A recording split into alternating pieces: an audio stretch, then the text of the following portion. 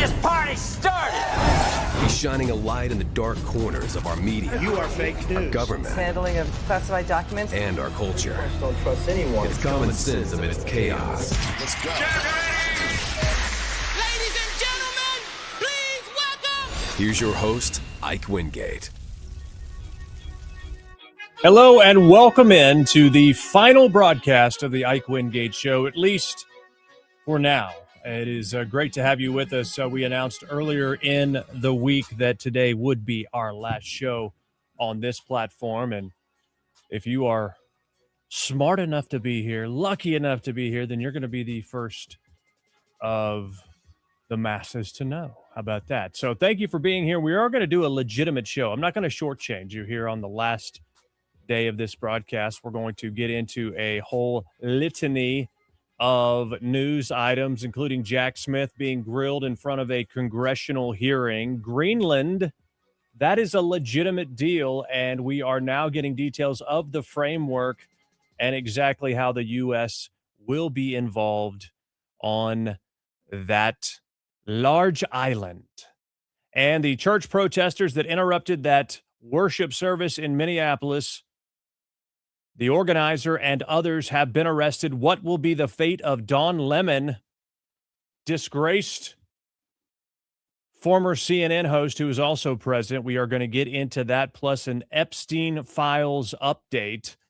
Why haven't we seen the rest of those files? There's actually a good reason, and we're going to get into that. Plus, there's controversy surrounding a large amount of Venezuelan oil that the United States has seized.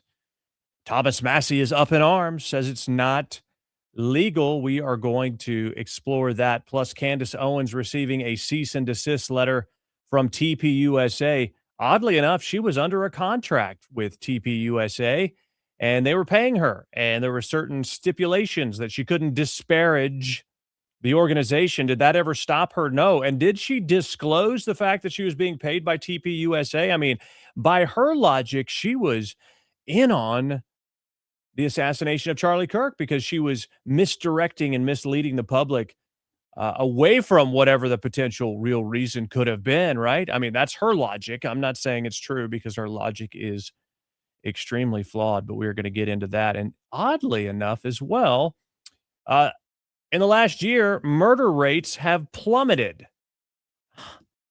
How did that happen? How did murder rates go down? What happened? What change was there in the last calendar year? Oh, that's right. President Trump, a law and order president who protects innocent people, is the commander in chief, and the murder rates have plummeted under the Trump administration. And economists are eating crow today as the indicators for a strong future in the United States economically are out there and evident, and economists are eating crow about their previous predictions of a Trump economy not going well in the near term. So we will talk about that. And Jasmine Crockett has a new identity. Yeah, a little gun-toting Texan. That's what she is. Rootin' tootin', darn tootin', I tell you what. It's all fake. It's all political theater, and we're going to show that to you as well.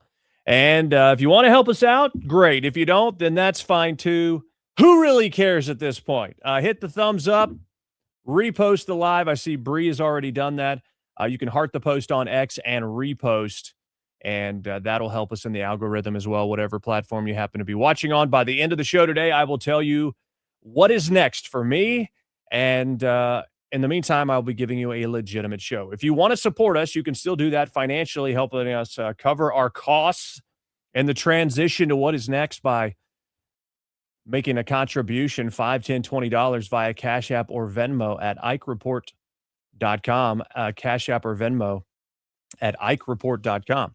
Jack Smith being grilled today, and of course, he was the large architect of the witch hunt against President Trump, raiding Mar-a-Lago, etc. Jim Jordan eviscerates Jack Smith today in front of the world.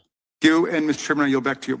Gentleman yields back. Mr. Smith, is Cassidy Hutchinson a liar? She was their star witness. January 6th committee, their star witness in one of those staged and choreographed hearings they paid the former president of ABC News to put together. She was, in fact, the only witness at this special primetime hearing, Tuesday, June 28th, 2022, 8 o'clock in the evening, and she told some stories.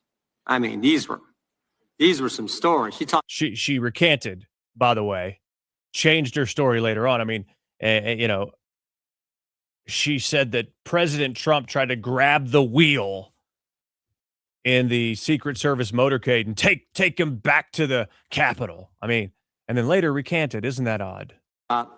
President lunged across the back seat, grabbed the steering wheel, tried to drive the car to the Capitol. And I just want to know, you think she was lying? Chairman Jordan, my assessment of that particular issue is that with respect to the testimony about the president lunging towards the driver, my recollection of her testimony about that is that it was secondhand. She said she'd heard that from somebody. You familiar with the name Tony Ornato? I'm sorry. You familiar with the name Tony Ornato? Yes. White House Deputy Chief of Operations, Deputy Chief of Staff for Operations, right? You remember what he said about it? As I sit here right now, I do not. Yeah, he said it didn't happen. How about Bobby Engel? You familiar with that name? Yes, I am. Secret Service agent who was actually in the car that day. You know what he said? He said it didn't happen. Remember how all of these people orchestrated this big, giant lie, this media conspiracy regarding January 6th? I mean, we knew it was bullcrap, right? What sucks is it takes 5 years after it happens before it comes out into the public, and by then people have like, oh, we don't care. I mean, this is what's so frustrating about the deceit and the obstruction or the all-out propaganda and lies and these choreographed conspiracies, these choreographed lie campaigns, is we don't find out about it for years later. Justice is not swift. Exposure is not swift. It's all these years later that they finally called this guy up. And they both said the first time they ever heard this story was when Ms. Hutchinson testified in the primetime hearing as their star witness of the January 6th committee. By the way, did you ever confirm her testimony about this particular incident? We conducted, as I said before, our own independent investigation of all aspects of the case that we thought was relevant. We, attorneys from my office. Did you ever confirm it? That's a simple question. Well, we interviewed, or I should say attorneys in my office before. Did you ever confirm the president leaping across the seat, grabbing the steering wheel, this whole concoction she brought up in the January 6th hearing? Did you ever confirm that? Right. We interviewed another firsthand witness who was in the car who did not confirm that had happened, but also in your deposition to the committee last month. So they never actually confirmed this, but this lie was all over the place. And this was their star witness with going after President Trump, by the way. Smith, you said this. My recollection with Ms. Hutchinson was a number of the things that she gave evidence on were secondhand hearsay. You remember making that statement to us last month in the deposition? I did, and I was referring particularly to what we're talking about now. Yeah, and you also said Ms. Hutchinson regarding this particular claim was a second or even third-hand witness. We asked you, if you were a defense attorney, how would you handle cross-examining her if she was on the witness stand? And you said, if I were a defense attorney and Ms. Hutchinson were a witness, the first thing I would do was seek to preclude her testimony because it was hearsay. You remember saying all that? Yes, that's correct, sir. That's correct, right? Were you going to put her on the witness stand if you ever got to trial? We had not made final determinations as to who we were going to call as a witness. We had a large... You were still considering her? We had a large choice of witnesses in this Are you case. familiar what Washington Post reporters Carol Leonnig and Aaron Davis said in their book? They did this book, 300 some pages book on Chronicle and the whole investigation of the Justice Department. And here's what they said on page 310. They said Jack Smith had wondered whether some of Hutchinson's claims might be relied upon at trial. Still at one point, Smith told the elections team he wasn't ready to give up on Hutchinson's account. Ultimately, however, Trump administration officials uniformly, fiercely disputed her accounts under oath. Prosecutors on your team told Smith they wouldn't want to use Hutchinson as a witness in court, and Smith agreed. Interesting, huh?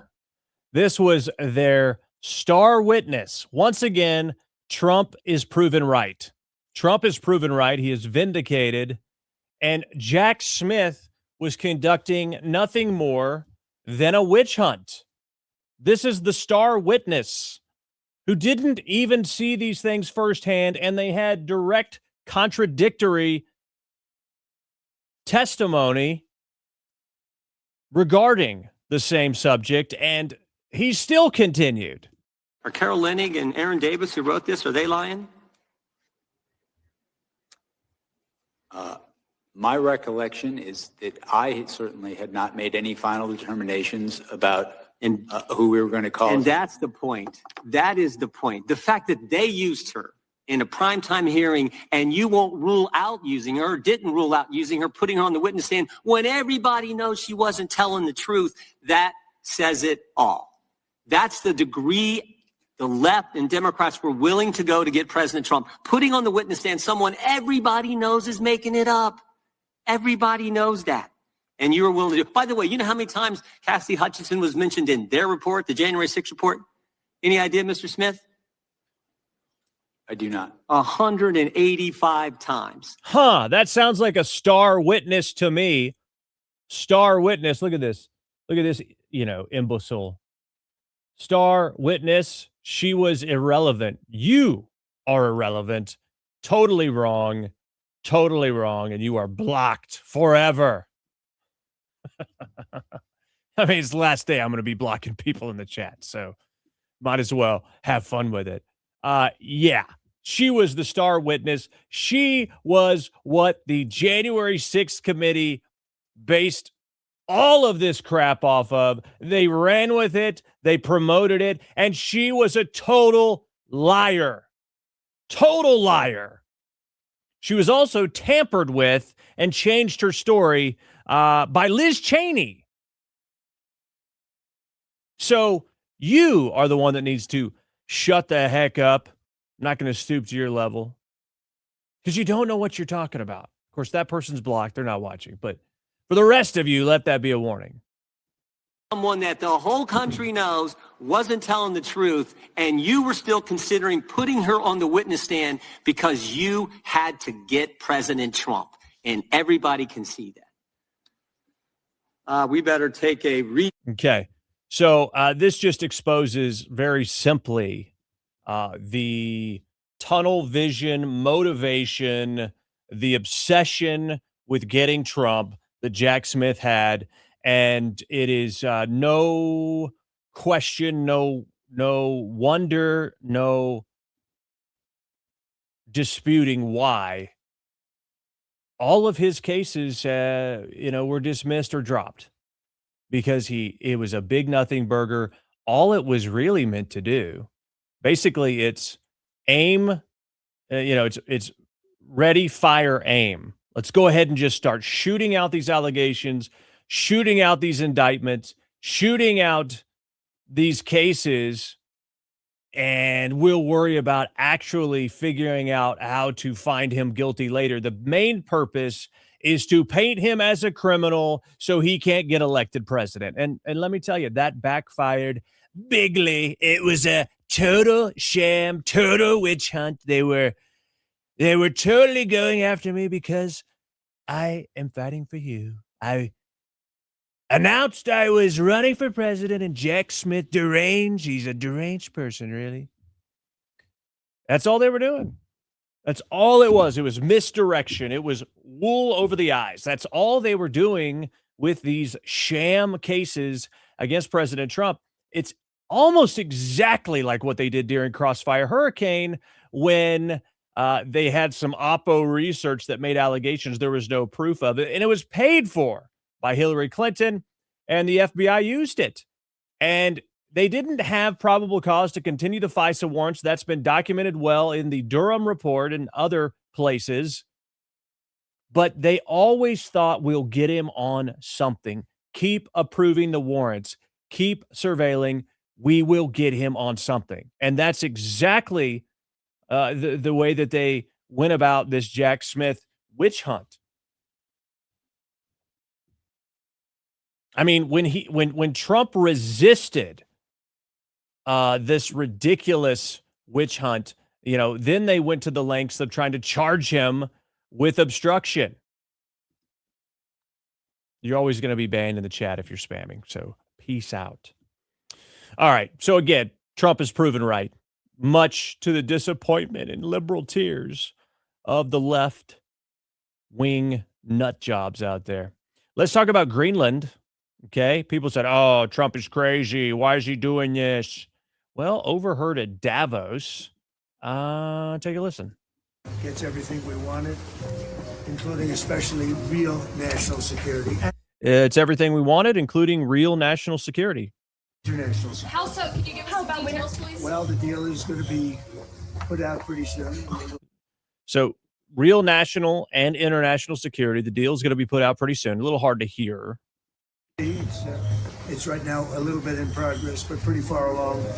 It gets us everything we needed to get. Will the U.S. still get Greenland? Will the U.S. still get Greenland, sir? Say that convinced you. Say it? What did Mark Rutte say? Well, he's a great leader. I think he's fantastic. He's Secretary General, was representing the other side, which is really us too, because, very important member of NATO. I've done a lot for NATO. And it's really nice. I mean, it's a deal that everybody's very happy with. Does it still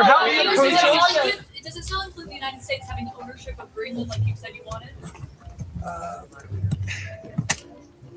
It's a long-term deal. It's the ultimate long-term deal. Long-term deal, he says. All right. I like this comment from some ding-a-ling down under saying they're from Australia. They know more about Donald Trump's criminal history. You don't know jack. You're from Australia. You don't even live here. You know nothing about what goes on here. All you know about is the global propaganda that you read. You go to other countries, they think Donald Trump is the worst person ever because all they have there are liberal outlets. I've experienced it when traveling, and it is incredible, the propaganda, especially in a place like Australia. So save it and, go ride a kangaroo or something because you don't know what you're talking about. Okay. Crikey. You're totally deluded. Anyway, sorry, I gotta stay focused here. Okay. So we have this deal going on with Greenland and Greenland, President Trump said, we want total ownership of Greenland. And at one time was floating this idea of invading Greenland. And people were like, oh, no. What is he going to do? He's a lunatic. He's a crazy person. You just don't know President Trump, do you? You just don't know the history of this guy who wrote The Art of the Deal, okay? He floats out something sort of crazy, like a position that seems impossible. No. How could that even happen? How could you get control of Greenland? President Trump would have probably done that. But what he really wanted was the deal for defense, potentially some minerals, but mainly to keep Russia and China out of there because they've been encroaching, and that would not be good for global security. That's really the core of what he had to have. But he anchored high, which is a negotiation tactic. You anchor high, higher than you would actually accept. But that way you move the Overton window, if you want to call it something like that. But you move what's acceptable in the negotiation to your side because you have anchored so high. If you were, let's say, trying to sell a house, you might sell it for a much higher price than, list it for much higher than you're willing to accept. In the same way it works, let's say if you're buying a house, you're anchoring low. The house costs $300,000, you offer them $175,000. That's ridiculous. Now, you may never get the house, but you've pushed what's acceptable as far as numbers go way lower, or in the case that's something you want, maybe way higher, and then you work back from there. People say in a negotiation, you never say the first number. Well, President Trump really doesn't operate that way. He says a number, and it is so high, it shocks people. And he sees what they do. And that is the art of the deal. And that's exactly what he did with Greenland. He got exactly what he wanted. They're still fine-tuning the framework, but it seems the New York Times is reporting that there will be no drilling for Russia. That's part of the deal. And sovereign U.S. bases. And basically, it's like American, U.S. land where these bases are. Okay? And pockets of Greenland will be transferred to the United States, an idea proposed by Denmark. And so these talks are still happening right now. The framework is being created and will likely be signed soon. Byron York last night talked exactly about this negotiation tactic that President Trump uses and ultimately wins with. About it. And I have to say, this was kind of classic Trump, wasn't it? I mean, Trump wants something, and then he asks for 10 times that, and the other side flips out, and they go back and forth and go back and forth. It becomes a huge news story. Finally, they make an offer. He agrees to it, and it's kind of what they could have gotten in the first place. And says they're wonderful people and happy to work with them, and suddenly it's this dismount that we could predict by how it's set up at the beginning. Yes, and the other side's happy because they think they dodged a bullet. So it's just classic Trump. Yeah. Precisely. I mean, it is a work of art. It really is art. The way in which President Trump is able to negotiate. And because of his negotiating prowess, the United States of America has benefited greatly. I wish this was just a baseline characteristic and skill that every president possessed. The problem is most people in government have never negotiated a real deal in their life, which is why it's nice to have a businessman in there. But a lot of times the government negotiates various deals and they don't know jack crap about how to negotiate because they've never done it. They're not qualified to be making deals on behalf of the United States of America. But President Trump, of course, is the exception to that. Also, while in Davos, you had Gavin Newsom out there in a real classy move, saying that he brought Trump signature knee pads so the world leaders can suck up to Trump. This is going to make Gavin Newsom look really good. I mean, this guy tries so hard to be like Trump and say things. It always lands so poorly. And they're the new Trump signature series knee pads. Yeah, and they are available online. I told you the last one sold out. And I just want to it's a serious moment. It actually, but we laugh. Anyway, these are available and in bulk too. But I want to read you a couple of things the U.S. government has said about you in the last. Okay, so he's out here basically implying that these people are engaging in, sexual acts with President Trump. That's why they need the knee pads. That's what he's implying. I mean, and the way he does it, and he has printed up freaking knee pads. I mean, how cheesy, just completely cringe. And maybe it's because this dude was on some drugs or something. I don't know. That's what people online are alleging after this conversation where he is fidgeting like he does so well at times. Speech. You were obviously named by President Trump during that speech. Yeah. What was your reaction to what he had to say about you? None. I think he said something very different last night. I didn't hear new scum. I heard new green scam. But I mean, come on, it was remarkably boring. It was remarkably insignificant. He was never going to invade Greenland. It was never real. So that was always a fake. And so he says, well, we should negotiate. Well, everybody here has been willing to negotiate for a year. So it had fire and fury signified absolutely nothing. Even by Trump standards, I was rather curious. And there was boorish parts of it, but those were not even that consequential, including name checking people he likes, people he didn't like. So, Is he making any sense to you? He's just sort of rambling around things, not really coherently speaking. Maybe it's jet lag. I don't know. But this guy has a habit of acting really strange, especially with his arms. And maybe that was his problem. He's flanked so closely by these reporters that maybe he can't have, he can't gain access to his arms to freely flail them.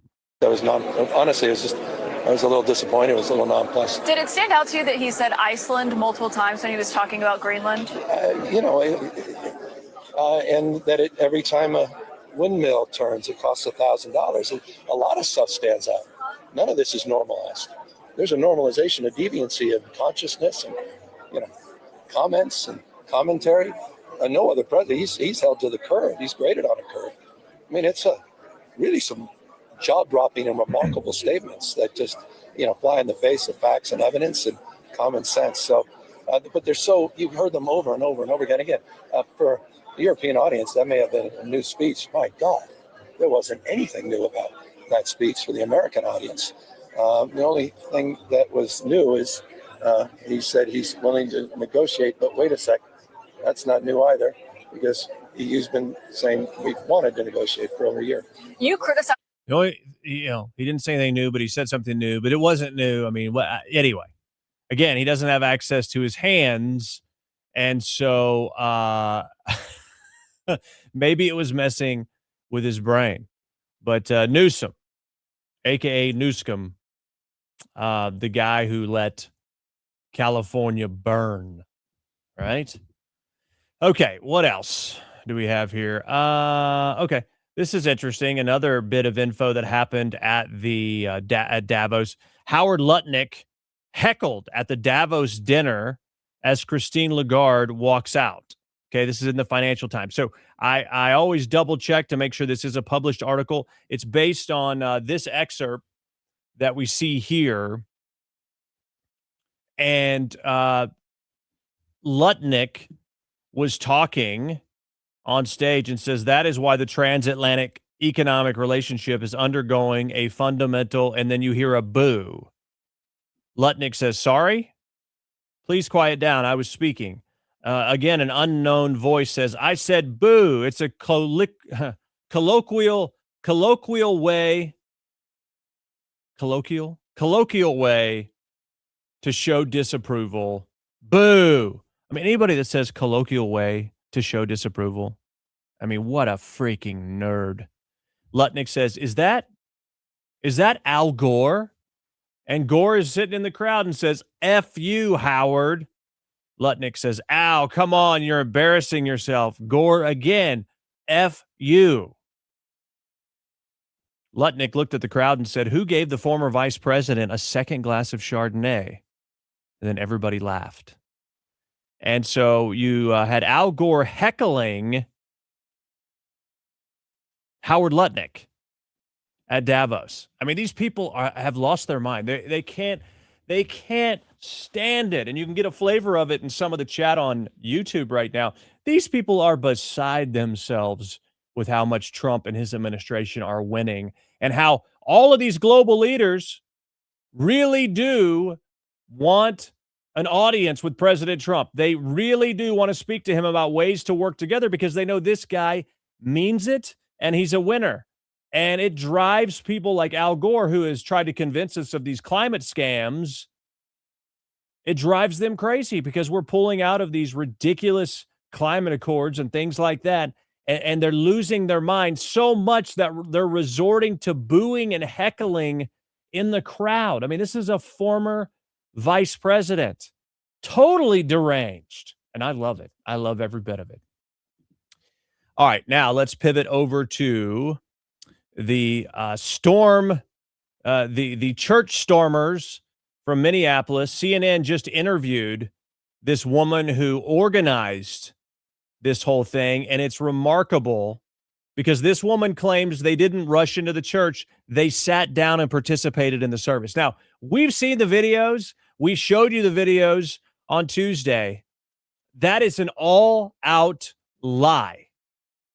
Indisputed lie. But the CNN anchor says, I'm not going to dispute that. These people hate you. They hate the truth, and they're nothing but a network of deception.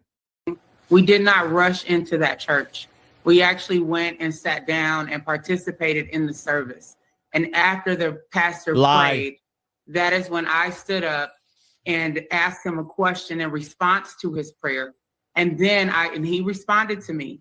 And then I proceeded to ask him about Pastor David Easterwood and how is it possible for him to serve as both the pastor and the director of ICE for Minnesota. And instead of responding to me, as soon as I said the name David Easterwood, the pastor says, shame, shame. And that is when I led us in chants, justice for Renee Good and hands up, don't shoot. So I want to clarify that. We didn't rush in. We didn't bust in. We were a part of the service until I got up and posed that question to the pastor. All right. And obviously, I'm not going to dispute your saying what happened. I'm merely describing how. We saw what happened on video, you idiots. CNN is a joke. I'm not going to dispute that. I'm not going to dispute that. Well, it looks like it doesn't matter what CNN says because the Attorney General has directed FBI agents to execute an arrest in Minnesota. So far, they've arrested that woman we just showed you talking, Nikema Levy-Armstrong, playing a key role in organizing the coordinated attack on the city's church in St. Paul, Minnesota, with more updates coming soon. Pam Bondi says, listen loud and clear. We do not tolerate attacks on places of worship. Mess around and find out. This far-left agitator who organized this church storming raked in over $1 million from an anti-poverty nonprofit. Does this surprise you at all? All of the freaking fraud that goes on, especially on the left, and it's almost always tied to these ridiculous paid protests. She was one of the organizers of this thing. She has raked in over $1 million during 6 years, leading a Minneapolis civil rights nonprofit. Basically, she leads, now she's the founder and CEO of a cannabis company called Dope Roots. She was the executive director of this nonprofit for 6 years. What's interesting is she took in personally from the nonprofit more than the nonprofit actually paid out to help the community. A 2024 tax filing shows that despite the foundation being dedicated to giving out grants to anti-poverty community initiatives, it awarded $158,000 in 2024. That same year, she got $215,000. Let me tell you, you're not an effective nonprofit when the director makes more than the actual work that you do for the community. She also took in another $40K in health benefits and contributions. I mean, that's $255,000 while only giving out $158,000. In 2023, the same thing happened. They sent out $133,000 in grants. She made another $210,000 in comp. Again, this shows you the kind of people we're talking about. What's crazy is here in Northwest Arkansas, where the world headquarters of Walmart is, and the headquarters for the Walton Family Foundation. This is a foundation that makes charitable donations on behalf of the family behind Walmart's founding and their mega war chest of money. The Walton Family Foundation is also a major donor. They gave this Wayfinder Foundation $2.3 million. By the way, that nonprofit's now defunct. How the heck did she get the Walton family to give her $2.3 million? Walmart? What gives? She's a fraudster. She's a scammer. Now she owns a freaking cannabis company, Dope Roots. And she was one of the organizers of this church disruption. And now she's going to be in trouble with the law. The big question is, what about Don Lemon? He pretended to be a reporter, but he was there protesting. He was there talking about, well, protesting is hard. And he's like, we didn't even know they were going to that church. Really? He just happened to show up when walked in with them and then accosted people that were in there, arguing with them about whatever you were interviewing them about. How about that? What's going to happen to him? Interestingly enough, we go back to Newsom, who's asked about Don Lemon, and he pretends not to know anything. That's amazing. Yes. It's a remarkable success. Governor Newsom, really, thank you. Isaac, it's fine, dude. I'm not. Governor Newsom, you remember, I'm friends with Charlie. I was friends, obviously, as you know. Yeah, I always appreciate your interview. Quick question. You mentioned Minneapolis. Any comment on this Don Lemon charging those guys into the church like that? I literally, it's funny. Someone mentioned Don Lemon and Trump the other day, and so I have no idea what that's about. Big viral story. He had a bunch of agitators. They ran into some kind of church. Don Lemon. Into a church? Yes. You've been focused on this? No, it's not even at this focus. Literally don't know anything about it. Okay. Thank you. Thanks. Great. He literally doesn't know anything about it, really. It sounds like Jack Posobiec asked him.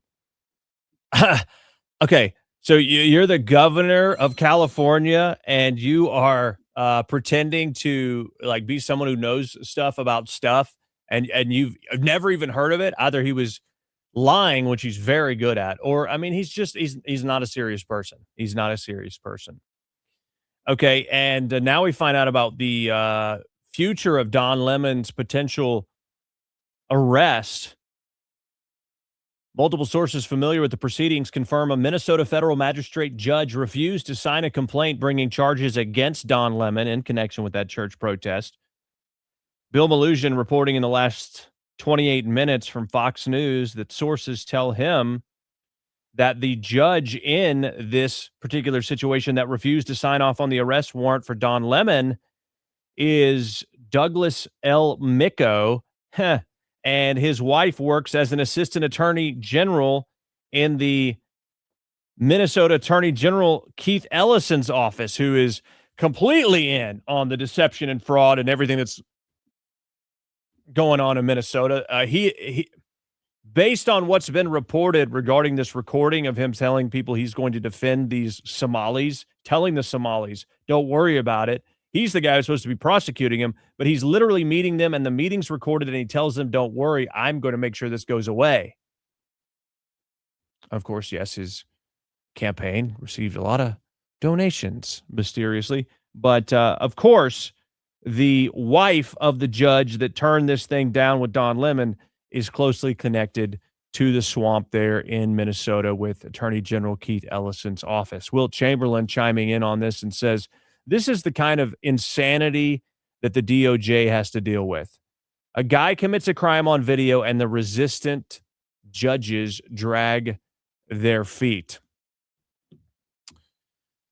Okay, let's talk about some of the lies surrounding ICE. Now, one thing you can do for us right now is you can heart this post on X and repost. Please do that right now. I haven't seen anyone do that yet today, which is a little, well, that just sucks, actually. Come on, please help us out. Heart the post and repost on X right now. Give us a thumbs up and repost on Rumble and whatever other platform you're watching on. Hit the thumbs up. Today is our last show. And we are going to tell you, I'm going to tell you where I'm going next. I will tell you at the end of the show. Now, the Rumble channel will be going away at some point. The locals group will not. So you can join the locals group, and I will keep you up to date. That's going to be a good place. One of the main places you can keep up with what's going on is on X at Ike Wingate. Follow me on X at Ike Wingate, and on Instagram. I'll be posting behind the scenes information as well there on Instagram, and my handle is Ike Wingate. So make sure you do that right now. Why don't you go follow me right now? Because if I don't remind you right now, you may forget or never think about it again. So do it right now. Okay, I was just taking care of a couple things there. All right. So heart the post, repost on X, hit the thumbs up, repost on all the other platforms, and make sure you're following me on X and on Instagram. My username's the same on both. It's at Ike Wingate. Thank you to David Sling for reposting the live. David Sling says NGOs need to be thrown on the trash heap. They do. Rife with corruption. Rife with corruption. All right, let's talk about ICE. I mean, this is one of the biggest lies that is being told out there day after day after day. The Associated Press with the headline, immigration officers are asserting sweeping power to enter homes without a judge's warrant. Yeah, they're just going into homes. Ain't no thing. We're the Gestapo. That's how the Associated Press reports it. The actual truth is, according to Deputy DHS Director Tricia McLaughlin, she says they have an administrative warrant. The administrative warrants have been used for decades and recognized by the Supreme Court and lower courts in every case that the DHS uses an administrative warrant to enter a residence. An illegal alien has already had their full due process and a final order of removal by a federal immigration judge. The officer also has probable cause already. It's a unique situation with these administrative warrants that give them this access, because it's basically like someone has broken the law, they've been found guilty, and they have not shown up to do their jail time. And they go get them. Okay, so another lie from the AP. And I love ignorant people, and I don't know if this is directed at this, but I see somebody in the chat just say that's a lie. Just because you say it is? Go study a little bit. Here's another misleading headline yet again. The BBC headline reads, ICE detains 5-year-old during Minnesota operation. Oh my gosh.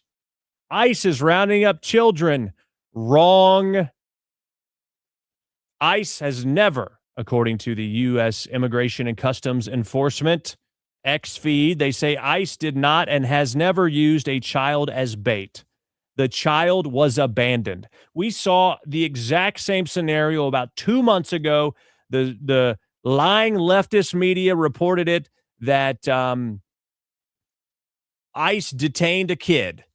Well, it's because the kid's dad took off when ICE showed up. Do they add that context? No. It's the same situation here. On January 20th, ICE conducted a target operation to arrest this man, Adrian Alexander Conejo Arias, an illegal alien from Ecuador who was released into the U.S. by the Biden administration. Agents approached the driver, and then he fled on foot, abandoning his own kid. Wow, real upstanding guy. These are the freaking losers that the radical left is protesting, rioting, impeding, and obstructing for. This statement goes on to say, for the child's safety, one of our ICE officers remained with the child while the other officers apprehended the bad guy, which happened to be his dad. Again, what was the BBC headline? ICE detains a 5-year-old during Minnesota operation. Totally misleading and a lie. The headline should read, degenerate illegal immigrants abandon their children rather than pay for their crime. That's what it should read. That's accurate.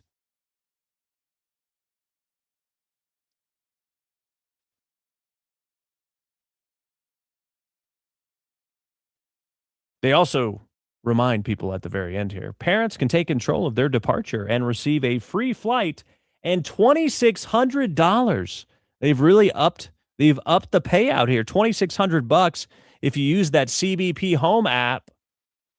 You can leave and get a free flight out. As long as you're doing it voluntarily, you get paid. Nobody breaks up your family, and you're eligible to come back. What a deal.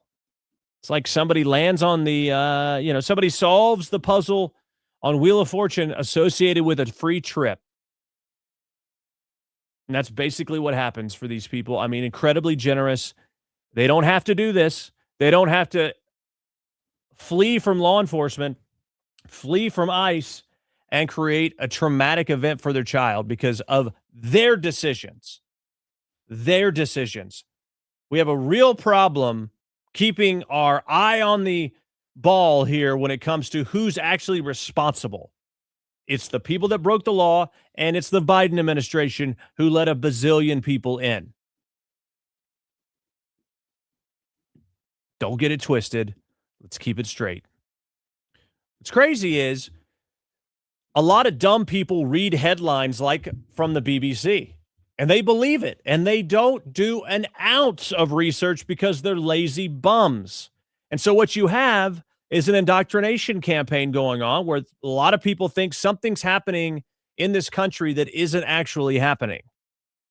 And so it radicalizes people. Even your mailman. Recently in Minnesota, U.S. Postal Office drives by Border Patrol agents and yells, "Go home, you blanking losers." And it's all caught on video. Thank you, USPS. Go home, you fucking loser.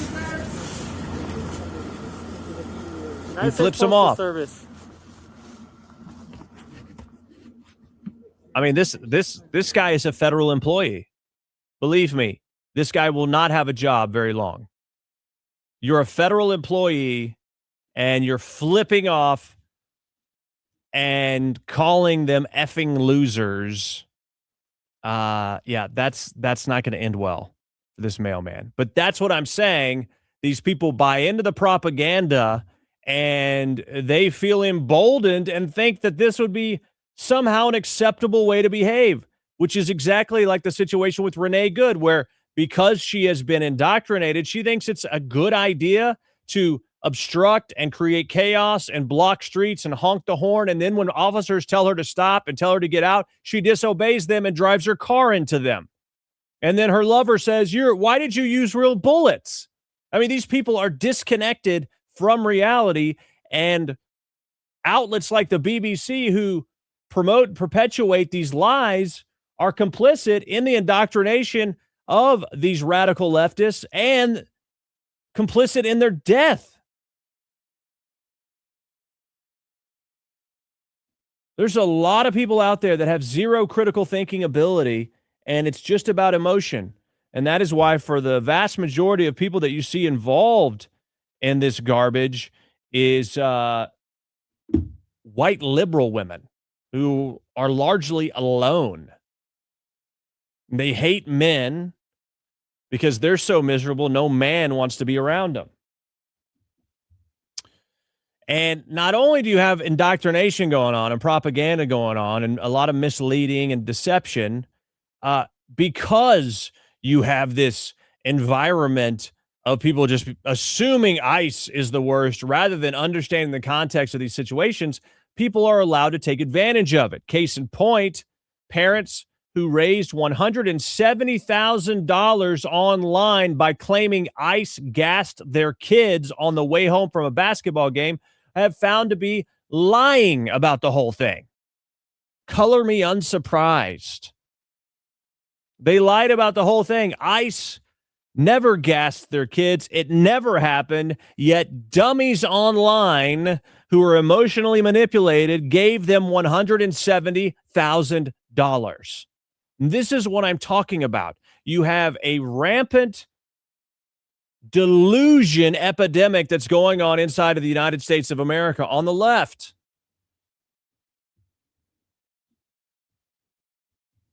It's insane. Bree says, it amazes me how many people speak without doing their own research. It's kind of embarrassing. David Sling says, These people have rings in their noses because it's the only ring they'll ever get. Yeah, they're not, no one's asking them to marry them. But again, big batch of fraud. How do you like that, liberals in the chat? This is what's going on. This is what people on your side are doing. But a little sweet revenge here. Blue Lives Matter posting this. You've got this picture of ICE protesters, abolish ICE, and blah blah blah blah. You got to listen to this, okay?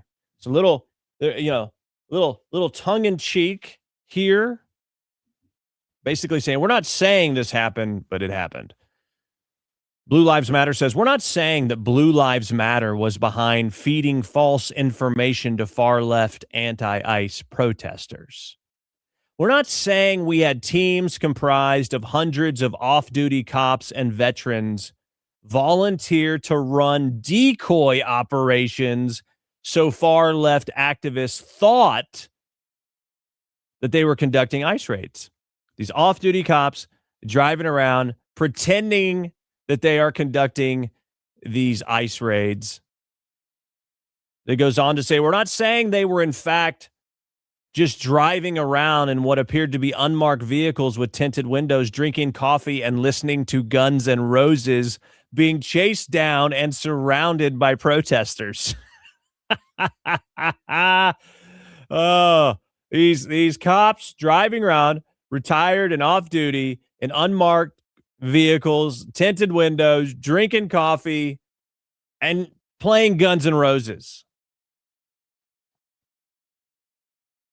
They close out and saying this.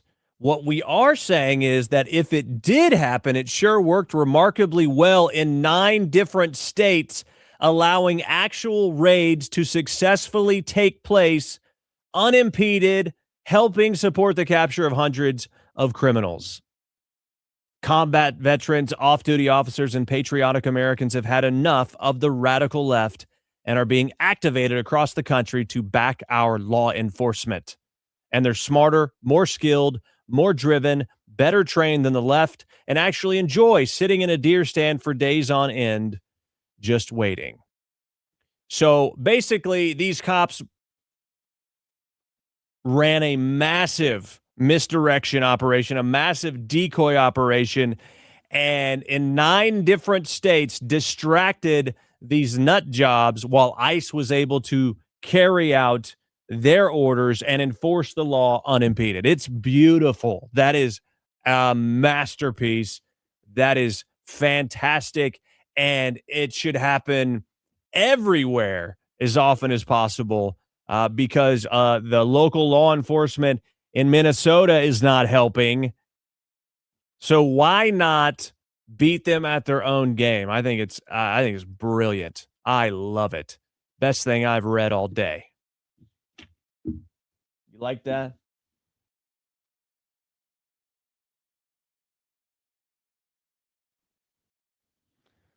Okay.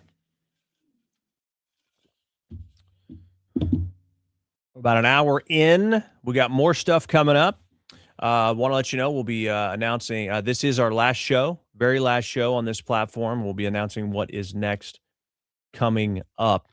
And so and here you go. I call BS on that story. I call BS. Okay. You know what? Go do something productive because you are given information that's sourced from the sources that are involved in it, and you still say it's not true. Then nothing's true. Then nothing's true. Bugger off, man. Nothing's true. Why even talk about anything? Because nothing's true, right? You're a nihilist. Okay, let's talk about the Epstein files. Okay, we're talking about the Epstein files. Let's do it. Congresswoman Anna Paulina Luna says that everyone is frustrated because they want to see the Epstein files, and I do too. But here are the facts, she says. As of today, the DOJ has completed a review of over 5 million documents conducted by over 500 attorneys.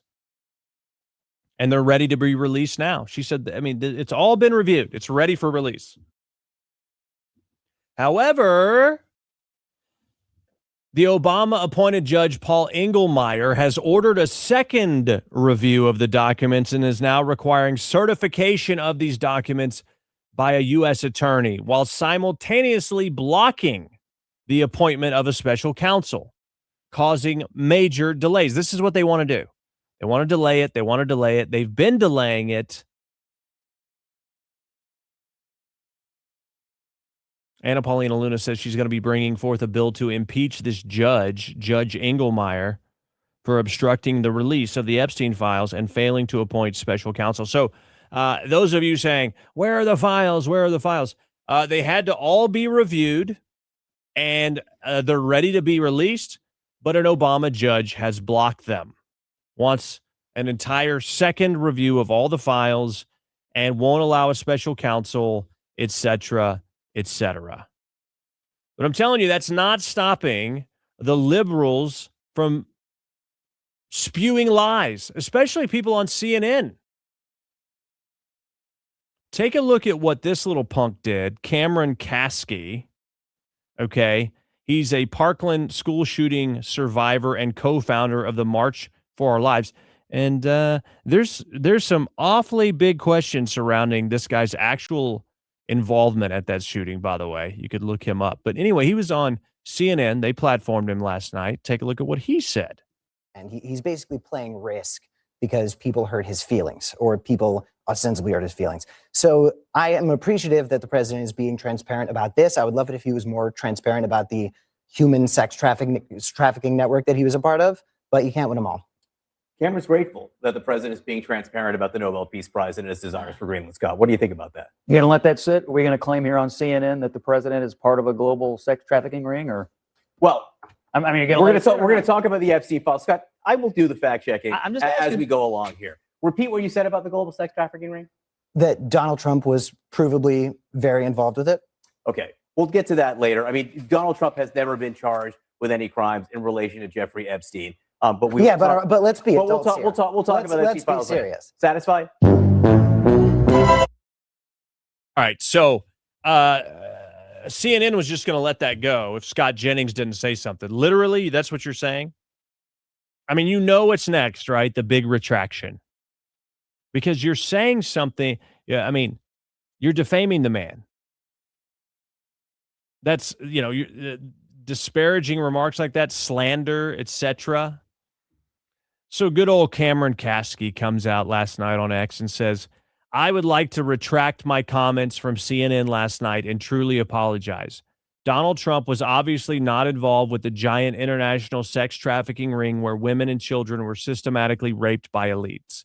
I said that by accident and didn't mean it. Obviously not a sincere apology, but he did it because you can't say stuff like that and not get sued.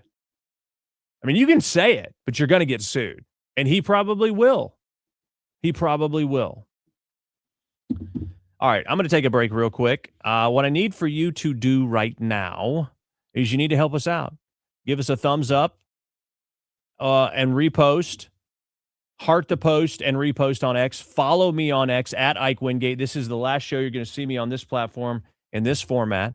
Follow me on Instagram at Ike Wingate. If you want to become a member of the locals group so you can stay up with what's going on, you can join that on my Rumble channel right now. It's a red button that says join. If you go to my Rumble channel to the live broadcast at rumble.com/the Ike Wingate show. It's a bittersweet day, but we're going to give you a real show, and we got more coming up. Stay where you are.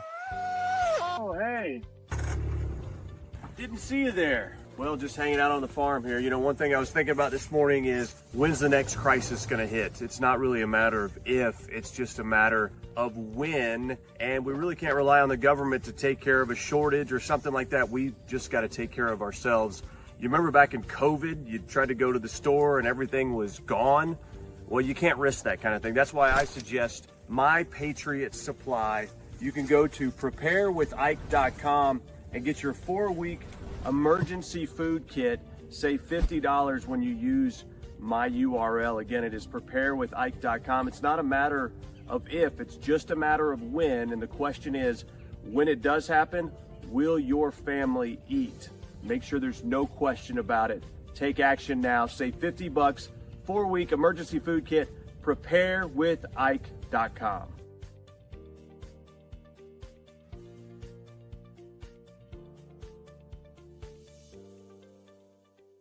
Fourscore and 7 years ago, there used to be men in this country.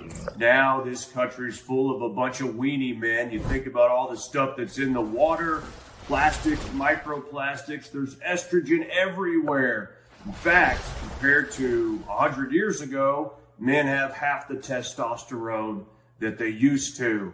Look, it's not like getting shot in the back of the head. All you need to do is take chalk once every day, and you can boost your testosterone for fun things that require your energy, like working out or playing sports or actually spending time with your kids. I wish I could do that, but I can't because I'm dead. But if I were alive, I would take chalk. The Patriots at Chalk combine the most powerful herbal extracts, so it's all natural, giving you that lift that you need. George, come spot me. Well, Abe, if I too were alive, I'd gladly spot you. It's time to boost your testosterone to levels not seen since 1776 or 1860 or 1864, whatever. But it's herbal. It's natural. It's made in the USA. It's been clinically studied to boost testosterone. We're talking about chalk. Okay? Stop being all weird with this trends and everything else. We didn't have that back in my day. We had real men. It's time to get boosted back to those levels when men were men and women were women and there wasn't anything in between. Right, Mary? Yes, Lincoln. That's right. Get chalk. IkeWingate.com. Get chalk. If you want to be like me, get chalk. Except for the dead part. Okay. IkeWingate.com.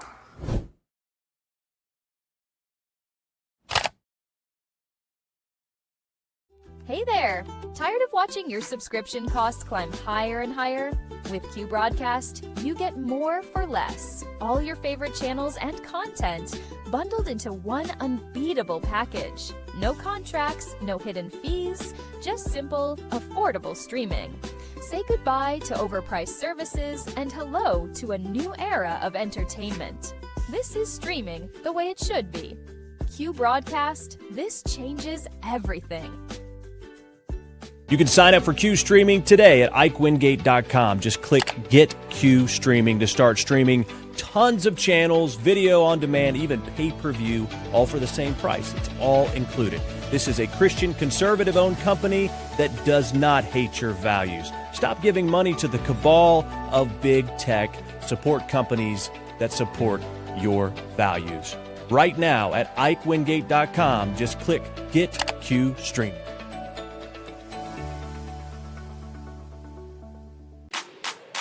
Independent, true, and unafraid. Now back to the Ike Wingate Show.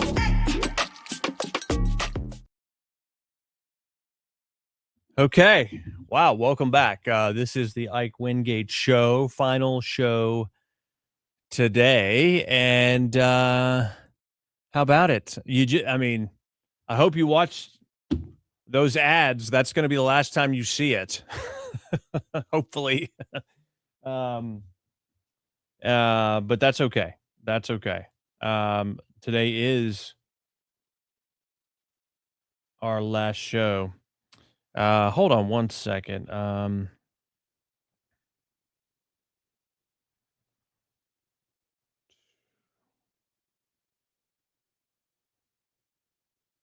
One sec.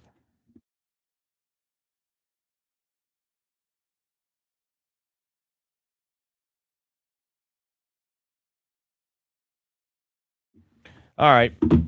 Let's see. Woo! All right, we still got more to get to, and then we're going to tell you what's going on, why this is the last show, and what's next. But as I told you, you need to make sure you're following me on X at Ike Wingate, following me on Instagram at Ike Wingate, and then, of course, join our locals group on Rumble to stay in the know. You can still support me too. I'm not going to be mad at you if you still want to be part of the crew that helps support what we're doing. And you can do that at ikenation.locals.com. All right. Talking about a couple more things here. Let's talk about Venezuelan oil. Polymarket reporting that the U.S. acquired 7.9 billion liters of oil from Venezuela. Right? Do I have the numbers right here? There's a lot of zeros.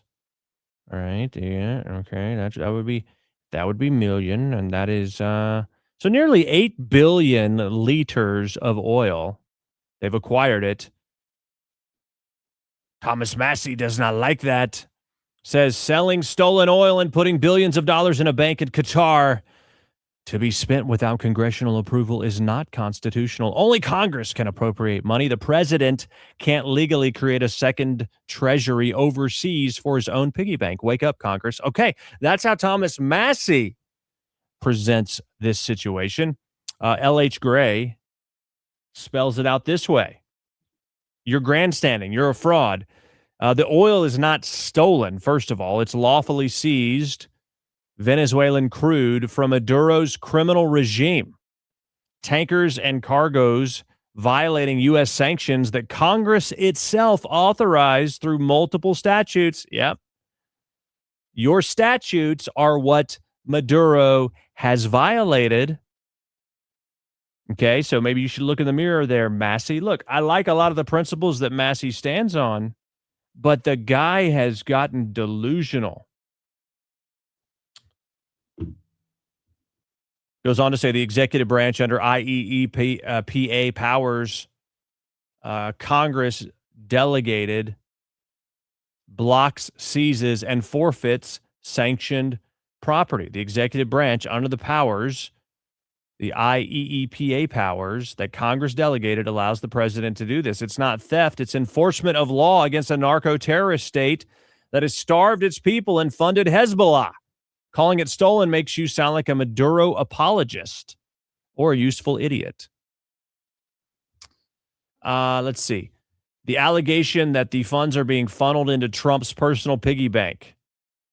The funds from these sales are parked in a protected Qatari account precisely to shield them from predatory creditors, because Venezuela owns money to ConocoPhillips and others, Crystal X, etc. They hold billions in valid U.S. court judgments against Maduro's regime. So if somehow there's money associated with Venezuela, these companies are going to take it because they rightfully have judgments against them. But what Trump is doing, he's not trying to hurt the oil companies, but because it's Venezuelan oil, he's putting it in this Qatari account to preserve the money to give to the Venezuelan people under a future legitimate government, not let it be siphoned off by vulture funds in U.S. courts.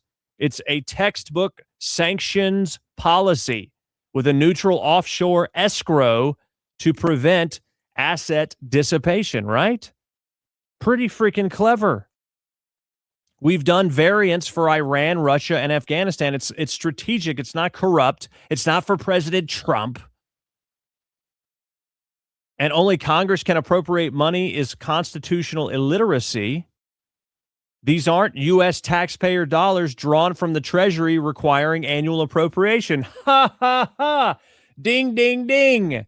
Little bit different, Thomas. They're forfeited foreign assets.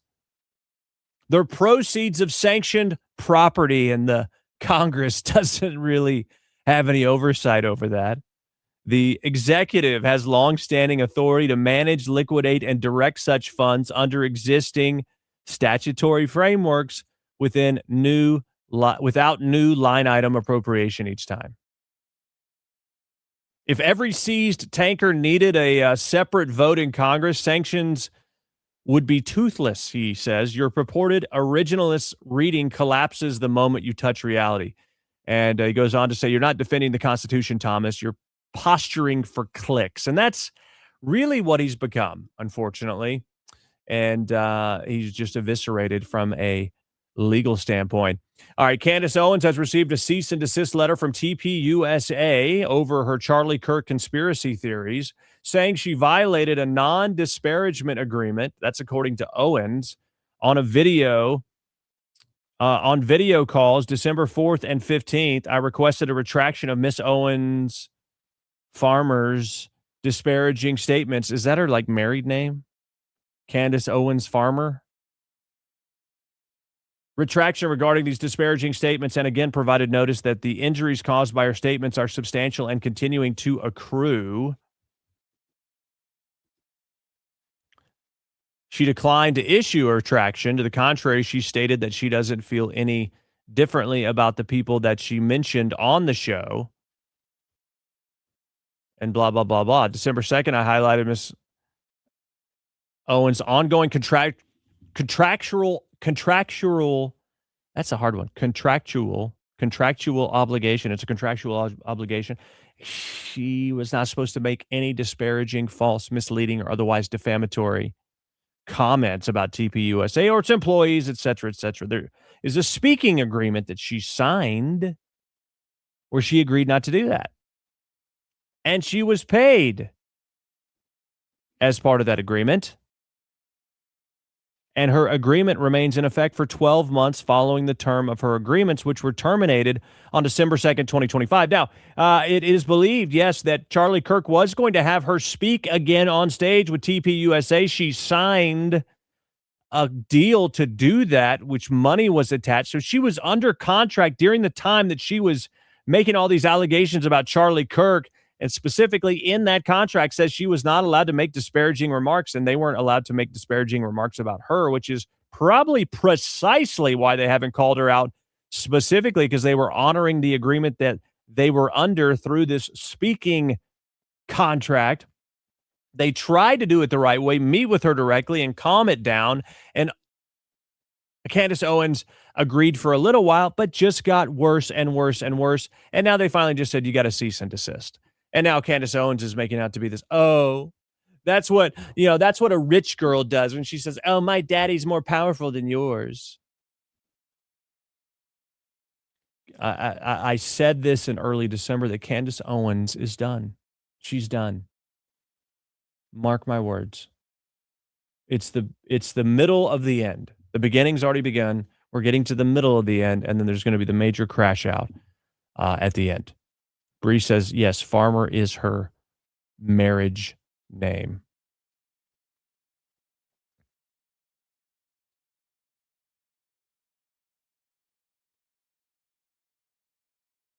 It's really interesting, the delusion that has occurred with people like Marjorie Taylor Greene and Thomas Massey, Candace Owens.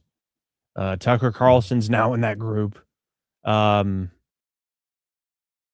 pretty wild. Okay, let's see. Let's talk about this. Okay, wait, I thought, President Trump's policies weren't working. Well, it's interesting that the lowest murder rate since 1900. Good grief. When I first read that, I saw 1990, and I was like, that's great. Wait, 1900? You're telling me we've got the lowest homicide rate per 100,000 residents than we've had in 125 years dating back to 1900. Look at the graph. Graphs don't lie. This is the lowest murder rate in the United States of America since any of us have been alive, unless we got somebody out there in the audience 126 years old. Law and order works. Deterrence work. And by the way, when you're getting a lot of these freaking illegal immigrant criminals out, the people that do a lot of this murdering, the rate's going to go down. Trump was right again. Let's not stop there, though. An economist just went on TV saying that the economists got it wrong when it comes to Trump's economy. They can't believe through all the changes, through the downsizing of federal workers and jobs, through the tariffs, The uncertainty, how well the economy is doing. The economy at a rate 3% or faster, we're probably going to see an end to this dearth of jobs creation. We're going to do a lot better in terms of jobs creation, and that might well lead to quarters where we have the economy growing by at least 4%. I want to add that we economists were horribly wrong on the strength of the economy, especially in the second half of 2025. Many were looking for growth no faster than 1.5%. You point out 4.3% growth in the third quarter. We want to also consider the fact that real consumer spending at 3.5% was far better than what you would expect given this very sluggish pace of jobs creation. Very low jobless claims. That tells us companies may not be hiring, but they are not firing. They're not resorting to layoffs. Okay, can we go back to the key line here in this whole thing? I think it's somewhere around here. On the strength of the economy, especially in the second half of 2025, many were looking for, were horribly wrong. We economists were horribly wrong. Huh. Would you look at that? Would you just look at that? Just get a good look at that.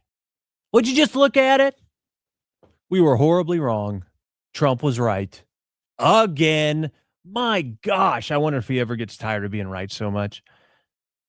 I wonder if the liberal tears ever dry up because he is right so often. It must drive them crazy because remember, they hate winners. The left hates winners. The left doesn't like Donald Trump because he wins again and again and again, and he makes no apologies for it. As I stated the other day, winners don't hate winners. Game recognizes game. The only people that hate winners are people that can't win themselves. They're jealous, they're envious, and by definition, they're what's known as losers. Losers hate winners. And President Trump is a winner, and that is exactly why so many people on the left have what's known as Trump derangement syndrome, because they cannot stand a winner, because they themselves don't know what it's like, because they are losers. They could change. They could become winners. They could realize that their success actually doesn't depend on anyone else but themselves.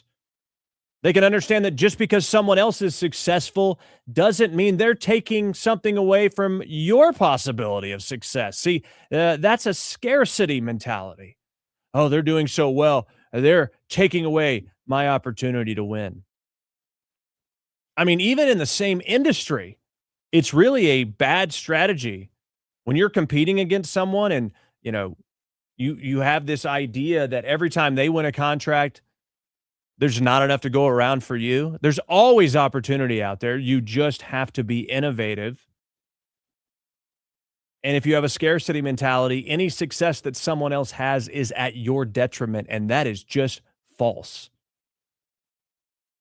Don't think that way, but so many do. So many have that thought that because there's billionaires, it means that there's not enough to go around, and that's wrong. Get out there and make it happen. Now, I'm not okay with monopolies. I'm not okay with special treatment. That's not, crony capitalism is not capitalism. Okay, so make no mistake. But all being fair, when it comes to success, it's in your hands, man. It's in your hands. If you quit looking at other people and seeing what they have and measuring yourself by it, you would be much happier. If you quit looking at people who win and saying that's wrong because you haven't been able to win, that is paralyzing. Stop thinking that way. Stop hating on winners and become a winner yourself. You can do it, but so many people never will. They will be stuck in the mindset that they can't win because other people already are. Shame on you. Shame on you. We can't have a successful future as a country if people are thinking that way. And that is largely the thinking on the left. They hate Donald Trump because he's a winner. And that they're convinced that they're always going to be losers except for the help of the government. We can't win unless we have help from the government. That is a losing strategy. If you want to keep doing it, go ahead. But it's your own fault. if you stay in that rut. But great news on the economy. I mean, now that we've brought that full circle there, your inspirational moment, we got a great economy coming our way. Incredible GDP numbers trending in our direction, low gas prices and tax cuts and all those things. And the economists were wrong. And we got a safer country. And housing is going to come down. They're going to, they're going to be introducing some ways to do that. But just the fact that they're getting so many of the illegal immigrants out that are taking up the housing, and they're floating these laws to where some big conglomerate cannot gobble up all the housing for a hedge fund, which is artificially driving up the cost of housing. If they do those things, my friends, it is going to be a new dawn in America because housing could be affordable again. So hold on, hang on. It's only been 1 year and things are already turning around, but this ship was headed toward an iceberg, and we have dodged that and are heading back in the right direction. It just takes a while, and President Trump has done it so far with organically renovating, organically correcting this economy. All right. Anybody, anybody missing seeing Jasmine Crockett? You Texans out there, she is running for Senate. She has no chance, but that hasn't stopped her from pretending she's a cowgirl. Listen, I'm a gun-toting Texan, right? So I own firearms. I'm licensed to carry, and I also care about agriculture. Way before I was running for the United States Senate, I served on the Ag Committee. I'm the girl who's actually lived in rural Texas. I'm the girl that has actually driven farm equipment. Anybody believe that? Anybody believe she's a gun-toting Texan? I mean, my gosh, she's a chameleon. She code switches the way that she talks, depending on the environment in which she's speaking. Of course, right here, she's out there at some ag event, and she's over here being a gun-toting Texan. Yeehaw, rootin' tootin', darn tootin', yeehaw. What's it going to take? I've driven farm equipment before. I was on the Ag Committee. Who gives a rip? That's probably the committee they give people who don't have seniority yet. I mean, come on. Come on. One more time. What did she say? A gun-toting Texan. Listen, I'm a gun-toting Texan, right? Listen, I'm a gun-toting Texan. Yeah, whatever, dude. You might be, but you ain't the kind of gun-toting Texan that Texans like, and they see through your garbage. They see through your garbage. All right, check this out real quick. YouTuber Miss Rachel. I mean, who are these people, right? But she broke down in tears after her followers saw that she liked an anti-Semitic comment. She liked a comment that said something about I can't remember what it actually said, but she says it was an accident. She's on here crying. She's been like a pro-Palestinian voice out there. But she's crying because someone brought it to her attention that she liked this comment. Basically, she got found out. I did a comment and I accidentally hit like and hide. I don't know how or why. You accidentally hit like and then also hit hide. Interesting. I've accidentally liked comments before. It happens. Like, I'm a human who makes mistakes. I would never agree with an anti-Semitic thing like the comment. We have Jewish family. A lot of my friends are Jewish. I delete anti-Semitic comments. I have proof.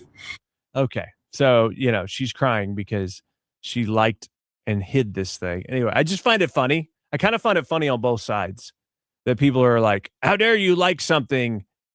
And then she's crying because they found her out. And this is the world we live in today online. I think she's just, I think she's pretending to be upset. I don't think she's actually crying because of the comment.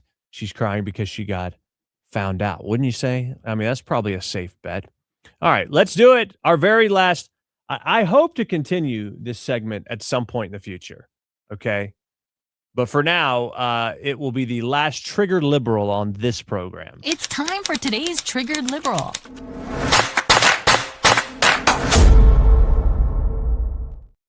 We know that liberal white women are the worst, aren't they? Even, or especially when it comes to ICE. They can't stand it. You push me in. You're taking it. There's probably some bad words on here, just in case some young ears are listening. This guy's being detained at a Home Depot. And they you know, again, they don't know who this guy is. They don't know what he did, but yet they'll sure act like they know and that they have some kind of authority over federal law enforcement. Before I can take a phone number from him? You need to stop. You need to stop kidnapping people off the fucking street. 100%. You just dragged him away when I'm trying to call his family for We're him. making an arrest. You need to stay Show back me your from my arrest rig. warrant then. Show me your arrest warrant. I don't need to show you Not anything. because you're a not- liar. So she can call the criminal's family for him like he's such a victim. And then she demands, some random chick in yoga pants in the parking lot, is demanding that federal ICE officers show her the warrant. Who the heck does she think she is? Not an interested party. You have no right to see that. Stop! You guys are kidnapping people off the fucking street. What's interesting is she has no idea who these people are. I mean, they could be taken in for rape. I would just say, you know, if you're going to defend the ICE agent if you're going to defend the illegal immigrant, then you must take the illegal immigrant home with you for 24 hours. I mean, this woman would come back half dead.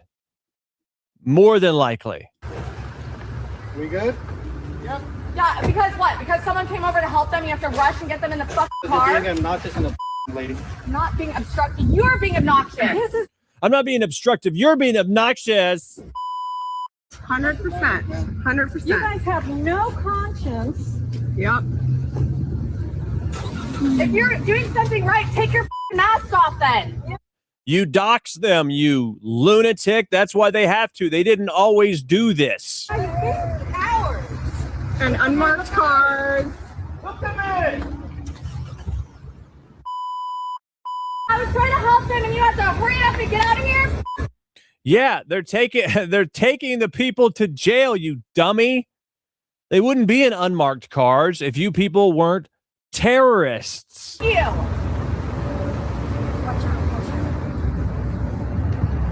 Are these more people in unmarked cars? Yep.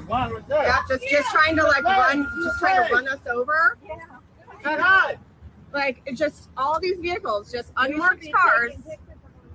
Yeah, show your face. If you're not a fucking coward, you're doing something that's lawful. Show your face. Get out of our fucking city. You people try to kill ICE agents. It's happened many times. You've doxed them. You've put their addresses online. Their families, their children have had death threats against them. That is why their faces are hidden, you idiots. Get the hell out. Go find a job that you can feel good about. Go find a job you can feel good about. I mean, these people are making good money, and they're getting criminals off the streets that are raping our people and murdering our people, including children. No kidding. That's like a superhero's job, and they're getting paid for it. If you're proud of your job, take your fucking mask off. Seriously. It's disgusting. Don't you have anything better to do? I mean, don't you have a freaking piercing to get, or, you know, a whole grain muffin to bake or something like that? Don't you have anything better to do, lady? Yeah. So these liberal white women are the worst, man. They are the absolute worst. Don't you have anything better to do, for crying out loud? Anyway, there we go.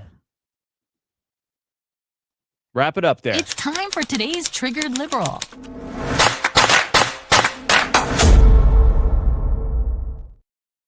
Oh my gosh, I didn't think it was going to happen. I kind of just thought we would do a show for a long time and I'd never have to get to this point, but it is time. Today's last show is upon us. I want to say thank you so much for so many of you. I know, not everybody is able to be here every show, but many of you have been here for a lot of shows, going back to 3 years this week that I started a podcast that evolved into an online video stream show sometime February, March of 2023. And that's kind of where it all started. One thing after another, trying different things, growing an audience. And it was interesting how fast the content that I was creating caught on an unlikely platform like TikTok, which was absolutely wild to me. My little brother, Zach, said, you should do videos on TikTok. And I said, that's ridiculous. I don't want to dance on video. That's weird. I'm too old for that. And he said, no, it's not a bunch of dance. I mean, that's on there, but there's plenty of other content on there. So I went on there and I was like, oh, okay, that's pretty interesting. So I started putting out videos. At that time, you had to have 10,000 followers to be able to go live. We were able to get that pretty quick through the views on our other videos and was able to start going live and was like, oh my gosh, this is pretty awesome. A lot of people watching. The problem is TikTok is full of censorship. In fact, I read a story today that they were censoring ads for like a Christian movie. TikTok is not good. It's not good. They figured out an algorithm, but I'd say YouTube's gaining on them on being able to serve up content to people because I've seen the results. But nonetheless, it was a big part of the story early on because we legitimized what we were doing, but TikTok kept setting us back without explanation and censoring us and then ultimately killing our account twice. But during that process, we continued to create videos, produce videos. We had a team of people. I was paying for it out of my pocket for a couple different producers to create the type of content and the format of content that would work on various social media platforms. And so it was just an investment. It was a dream.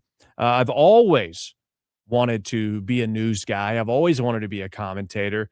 I kind of thought at this stage in my life that was just not part of the plan. I've been in media for almost 27 years now, whether it's radio, whether it's on air, whether it's programming, whether it's syndication and being part of syndicated shows. I've produced syndicated radio shows. And then I've worked behind the scenes on syndicated shows, managing marketing budgets and growing audience share by landing new radio stations for a show you may have heard of called The Dave Ramsey Show, along with collaborating and securing and negotiating contracts with distribution platforms like iHeartRadio. I was part of the team that got Dave Ramsey his own iHeartRadio channel. I was also part of the small core group of people that launched Dave Ramsey's show on video and created his own channel. And so I've been part of content. I've been part of the design and programming and direction of content. I've been part of the behind the scenes business aspects of media and content, and then founded and launched my own advertising company through digital signage and billboards and things like that. I sort of thought that might be the end of kind of my career as I sold the company, made a lot of money. But the interesting part of the story is that because I sold that company, it allowed me the time and space to pursue the ultimate dream, which is this. And that is where the story all comes together. It's much like the Dallas Cowboys and Jerry Jones. Jerry Jones was not someone who grew up in oil, actually. He pursued it after he pursued many other things, but he'd always dreamed of owning a football team. It's interesting. He's from Arkansas as well. And whether you like Jerry Jones or not, his story is inspiring. And I didn't know it until I watched this documentary recently on YouTube. Not YouTube, on Netflix. And basically the way that Jerry Jones summed it up was, I was able to pursue the dream and sell it so I could pursue the ultimate dream. And it was through success in oil and being able to sell that company that he was able to pursue his ultimate dream to own a football program. And I find, some relatability in that story, obviously a much larger scale for Jerry Jones than myself and my wife. But that's exactly, as I look back, what has happened because of the success of selling that company. And allowed the time and space to be able to pursue the ultimate dream, building my own state-of-the-art studio in our home and being able to create this professional environment, this perception of, hey, this guy looks legit because his setup is legit, his sound is legit. And it all goes together to create the kind of perception that you need if you're trying to convince people that you're trustworthy and you're a professional. And that's exactly the purpose it served. There were times when I wanted to quit. There were times when I thought, this is ridiculous. There were times when we just had setback after setback after setback. And mind you, this entire time, I have a wife and children, and I am pumping money into something that is not making money. It is a money pit. Now, we were able to raise funds from people, but it's never even come close to being able to pay for just my out-of-pocket expenses. And that's not me, being ungrateful. That's just telling the reality is every contribution that was made certainly helped mitigate that large cost. And so many of you are part of that, that helped us in helping bridge the gap to at least stem some of the bleeding. And we had some pretty good months where we actually broke even. But through the large investment on the front end and the many months of losing a lot of money, it's money I'll never get back, but it was an investment in belief. It was an investment in the dream.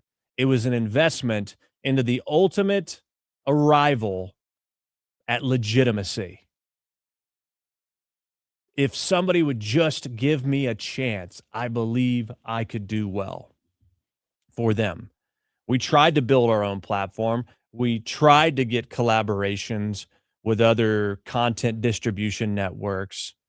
But without some big money backing somewhere else or some huge sponsor or something like that, it's a very, very difficult world to break into. And so there were plenty of times I prayed to God, what do you want me to do? Because we're doing everything we can and we seem to never be able to break through. I landed a pretty large sponsorship about a year and a half ago. When I was about to give up, we landed a big sponsorship. It was pretty sizable, and it went a long way to say, okay, this is viable. 2 weeks after we launched that sponsorship, they backed out and changed the rules on us that we agreed to for the key benchmarks for success. They just pulled the rug out from under us. It was really, really disappointing. At the same time, TikTok banned our account. Extremely devastating. And most logical people would say it's time to stop. And I did stop for about 3 months and tried to pursue other opportunities. And when President Donald J. Trump was nearly killed in Butler, Pennsylvania, it drew me back in, and the pull, the tug, the rock in my shoe that wouldn't go away was, this is what you are meant to do. Do you believe it or not? And we've never turned back since then. We've been on consistently since that point. Because when I'm not doing this, I believe I'm not doing what I'm meant to be doing. Life's not just about making money, but obviously you need to do it if you're going to support your family. And so we stayed at it, and through the generous opportunity from Newsmax, was given the opportunity to start appearing on the network, given that opportunity directly by the CEO, Chris Ruddy. And I thought that was going to pave the way, but 2 long years of working and doing these appearances, we were able to get the contributorship to be paid to start appearing, which was a huge deal, but it still was not enough to support my family, but an incredible opportunity. We agreed that we would work together to develop the possibility of me doing a weekend show. And so I waited for about 6 months thinking that maybe that opportunity had passed me by. You know, I went to New York in August and was on air for a few days and had a very, very, very warm reception and loved all the people there. It was incredible. I was asked by one of the executives at that time, would you ever move to New York? And I immediately answered, no, that would never work. My wife would never do it. He said, well, my wife doesn't live here. I see her on the weekends. And I thought, I can't do that. I love my wife, like seeing her too much, and my kids too. And so kind of left it at that. But my prayer has been for the last 6 months, God, wherever, well, longer than the last 6 months, but especially the last 6 months, has been, I will go wherever you send me. Wherever you send me, I'll go. I just want to be useful. Charlie Kirk's assassination was another sort of linchpin moment in this journey where I couldn't imagine doing anything else but being in the fight for truth. If anything, Charlie Kirk exposed that so many of our lives, what will they be about when we're gone? I mean, ultimately, it's about eternal hope and our eternal destination. But what do you do with the time you're given here? What are you doing with the skills that you've been given? Or maybe the financial blessings that you have. What are we doing with them? Charlie Kirk's death was a spotlight in the face to me, realizing that if I breathed my last today, did I come anywhere close to being a good steward of the gifts God has given me? And have I left my mark, not for my sake, but for the sake of truth and the sake of the greatest hope, and that is Jesus Christ? What have I done? Not enough. So the urgency began to spin up in me to get about doing what matters in this life.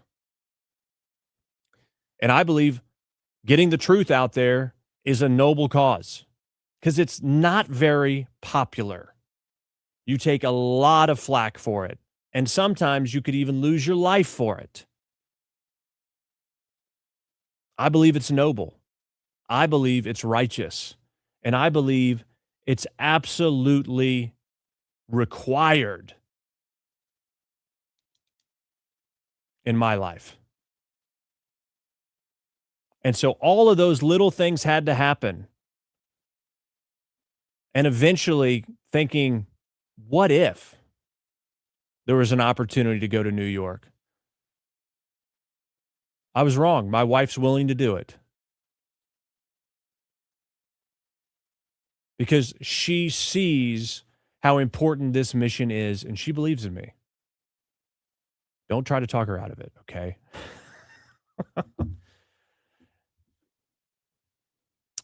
And so I've signed a deal with Newsmax to move to New York City to be part of their anchor and their host group. I can't disclose all the details. Some of them are unknown at this time as far as where I'll be and what I'll be doing, as far as the time of day, et cetera, et cetera. Likely you'll see me on Newsmax too sometime soon. You'll see me in the studio, though, in New York City for the foreseeable future.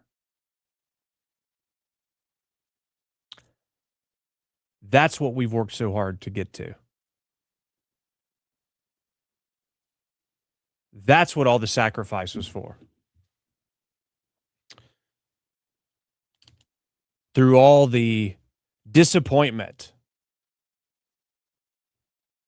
the unknowns, the challenges, the anger at times, it was all to be able to get to a point of legitimacy.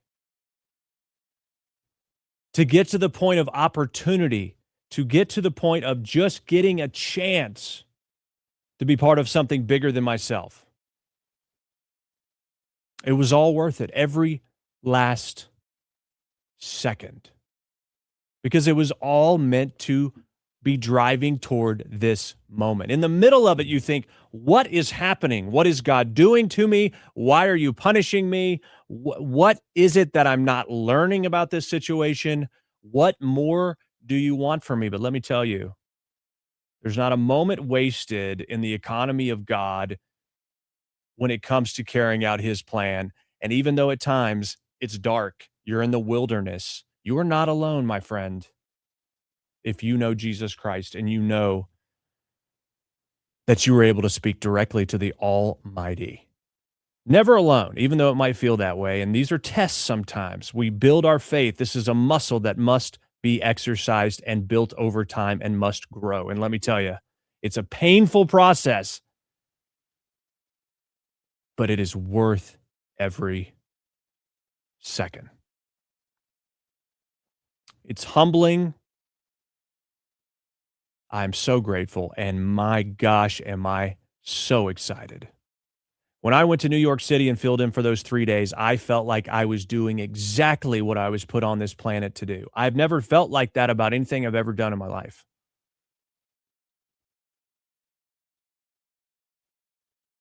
I hope one day you could experience that because it was amazing. I didn't really actually think that I could feel that way doing work, but I did. And so I feel very confident. I feel very thankful that I'm able to do what I was put on this planet to do. And while this is a huge thing, a huge opportunity, and there's so many ways in which this has happened and this is going to happen that are not typical, the reality is we are just getting started. I am hungry and determined to use up every ounce of ability and energy that I have been given to be useful, to be trusted, to be a beacon of light by delivering the truth. I'm not going to get it perfect. I'm going to fail many times. But I can tell you, I am not unclear on what my mission is. So that is the story, my friends. I could have done a big farewell show with a bunch of past guests or whatever, but we don't need the fanfare. This has always been about me talking directly to you. And so in that sense, I just wanted to bring it to you directly and tell you how incredibly grateful I am for you, for being here, believing in me. So many of you believed in me when I was wondering if I had lost my mind. You may not know it, but there were days where I just thought, this is a lost cause. But one of your comments or some bit of encouragement gave me the shot in the arm to take one more step, to do that just one more day. And those days added up. And so this is as much of a win and a celebration of you as it is for me. Because so many of you have been down in the trenches, believing in this, supporting it, being part of the show. I mean, entertaining me just as much or more than I've ever entertained you. That's what I'll miss the most, honestly, is seeing what you're saying in the chat, interacting with you. But who knows? Hopefully there's some mechanism for something like that in the future. I don't know what it is. This isn't a tease. It's just saying I hope there is. I hope through the locals group we can maintain some sort of conversation. Because I believe, especially in the news business, but especially in politics, you cannot forget the voice of the people. There are many times we may think, maybe in the news business, that we know what the American people think, and then you are surprised when you actually ask them. I think it's super important to maintain that connection, to hear and see what real Americans are thinking, what they're feeling and what they're saying. And that's what the chat did for this program. And I hope there is a way to capture that same mechanism into the future. So I hope you'll join the locals group. I hope that we can still facilitate that kind of interaction. Okay. And if you want to join that, it's ikenation.locals.com. Okay. I can't see what's happening on YouTube. I mean, there's all these people in the chat I've never seen before in my life. I hope to never see them again. But I'm going to look over here on Rumble. Let's see. Mostly Penny says, hallelujah. Just when we thought it couldn't happen, it did. Maybe one day I'll write a book about it. It's just an amazing story, without a doubt. Bree says, so very proud of you. I'm so happy for you and your family. And Bree, thank you so much. Bree has been an adamant financial supporter, but also and just an encourager of this show for so long and for a couple years now. Mostly Penny was there way back on TikTok. And again, so many of you are part of the success of this whole thing. All right, Coupon says you did it. I've been here for so long with you. I'm so happy for you. Congrats. I'll be tuning in. Please notify us on X so we know when to tune in. I will still miss this show. It was so fun. Thank you, Coupons. That is exactly what I'll do on X. I'll make sure to keep you all posted. Mostly Penny saying it's been a long and bumpy road, but you made it. On-air Trump voice will be hilarious. Yeah, we'll see how I can deploy that. It may go away for a little while, but it's coming back at some point. I can promise you that. David Sling, you guys gave him the strength to keep going. Indeed, David Sling, very much part of that, as well as MAGA Mima, right? A big part of it, without a doubt. Mostly Penny says he gets his humor from me and David Sling.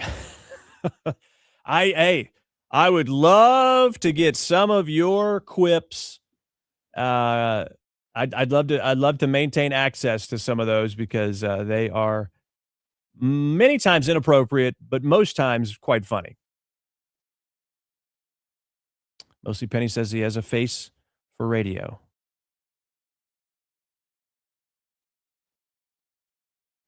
SCKY guy says, give us one more mediocre impression before signing off.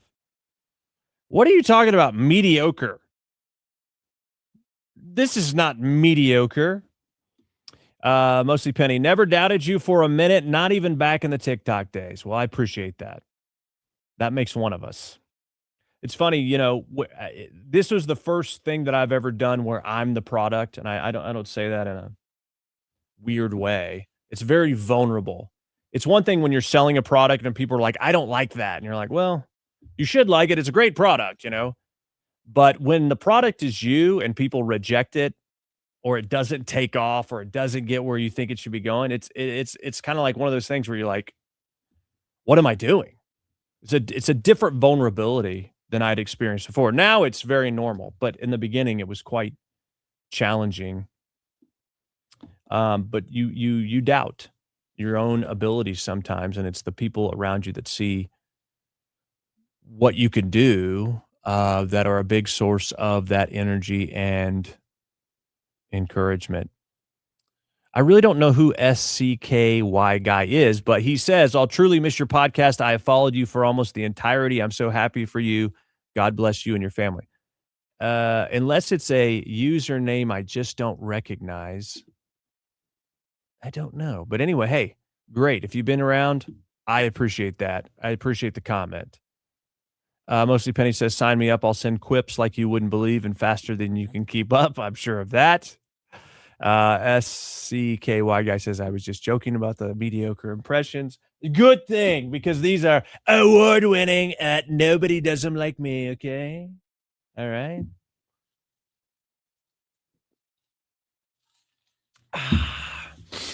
And then you have, Bill Clinton. I tell you what, I did not have sex with her. Not a single time.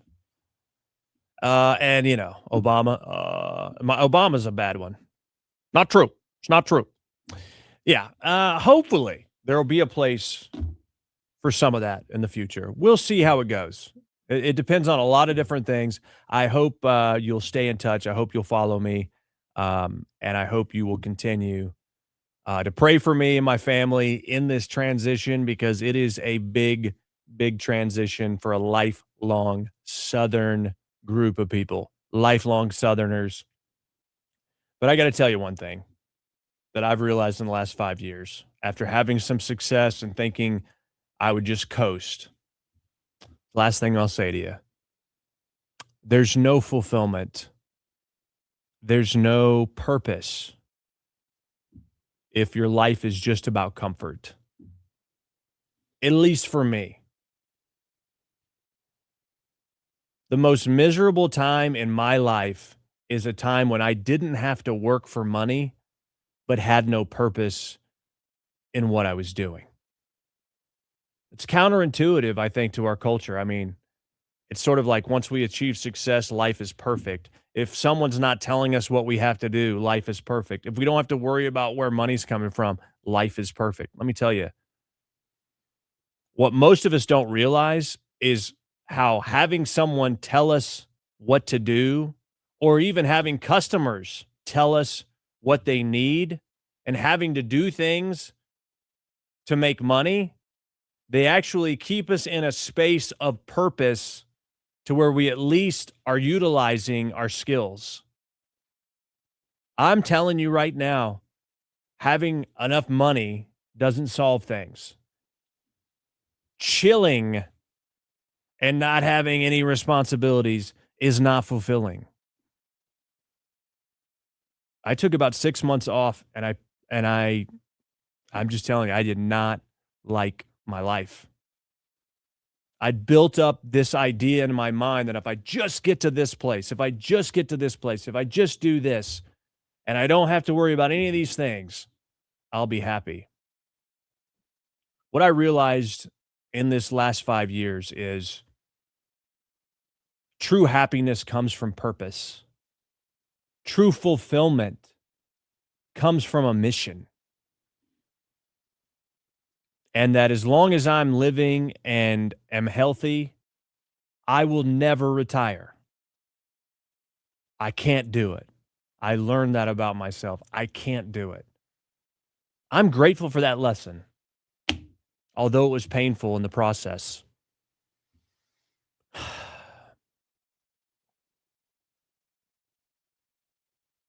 I say that to you because if in your mind you're thinking, if I just achieve this or just achieve that, I'll be happy, or I'll have a peaceful life.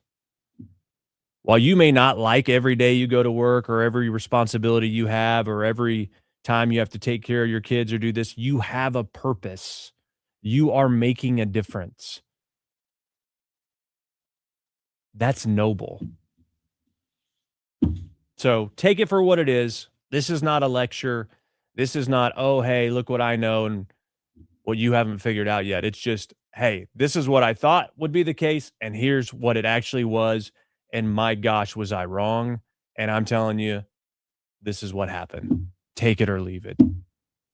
But I'm grateful for the journey. And, you know, even in that process, some of the things that I thought I was insulated through some of my success, and some of those things, I trusted the wrong people, to do investments in some certain, real estate and things like that. And those things went sideways. And so basically, like this idol that I had relied on as a safety net went away. And I realized that God used all of those things to keep pushing me in a direction to drive hard toward this goal and to be faithful in it. And I messed that up plenty of times, believe me. But I'm grateful for what he's taught me through this. And I hope that I can be a good steward of what he's given me. And I hope that I can provide value and to and to be someone who is worthy of your trust and watching, whatever I do in the future. I know it's something that has to be earned without a doubt. So anyway, I don't want to ramble too long. I really appreciate you indulging me in this announcement. I, again, am so grateful for all of you. God bless you. I wish you much success. And I know our paths will cross one way or another, but I just appreciate your encouragement along the way. Do not be a stranger.